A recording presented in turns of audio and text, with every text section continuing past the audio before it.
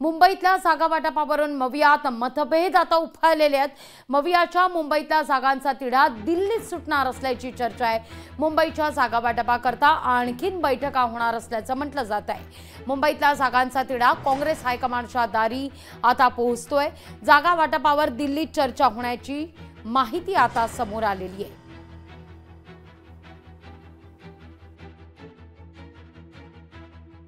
मला वाटतं अजून 1-2 बैठकांमध्ये मुंबईचा निर्णय झालेला असेल। आम्ही सकारात्मक आहोत। शेवटी 3 पक्ष आहेत।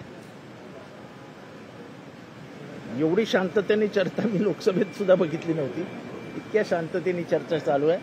प्रत्येकाच्या मनात एक जिद्द आहे की सीट बीट बाजूला राहू द्या, आपल्याला युतीला हरवायचं। खासदारकीची निवडणूक झाली ते महाराष्ट्रापुरता नव्हती, देशापुरता होती।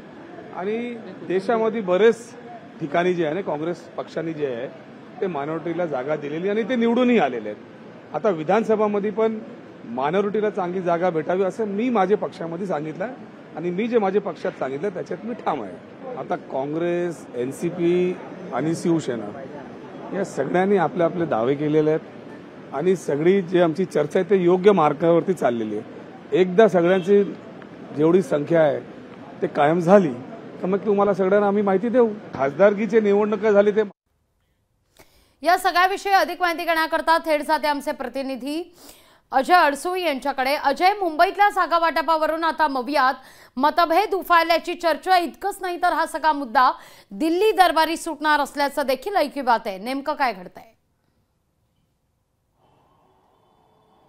नक्कीच लागवीजी पाहू शकतो की मुंबईच्या जागा वाटपासंदर्भात आज झाले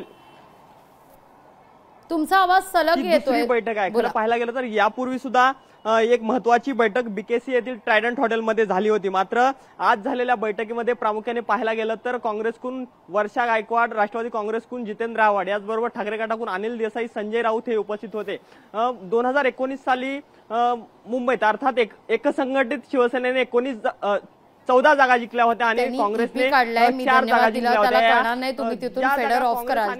यांच्या विरोधात दोन्ही पक्षाने जिंकल्या होत्या, हरल्या होत्या। त्या जागांवर कुठेतरी आता दावा केला जातो। याचबरोबर शिवसेनेमध्ये अर्थात एकनाथ शिंदे यांच्या शिवसेनेमध्ये जे ठाकरे गटातील आमदार गेले आहेत त्या जागांवर काँग्रेस 2 नंबरला 2019च्या निवडणुकीमध्ये होते। त्या जागांवर सुद्धा काँग्रेसकडून दावा केला जातोय। मात्र या ठिकाणी शिवसेनेचे जे काही नेते आहेत ते कुठेतरी या जागांवर कुठेतरी आग्रही आपल्याला पाहायला मिळते। या जागांवर कुठेतरी मतभेद होताना पाहायला मिळत आहे। त्यामुळे या जागांवर कुठेही जागा वाटपासंदर्भात वाद नको अशी भूमिका काँग्रेस पक्षाकडून आहे।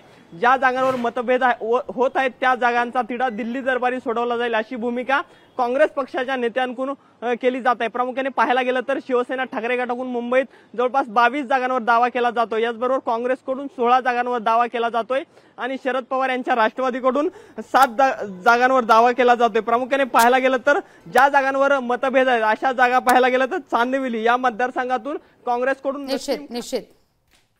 निश्चित मुद्दा लक्षात येतोय। धन्यवाद अजय, तुम्ही दिलेल्या सविस्तर माहिती करता। लोकशाही मराठी ऐका, पहा, जागरूक रहा।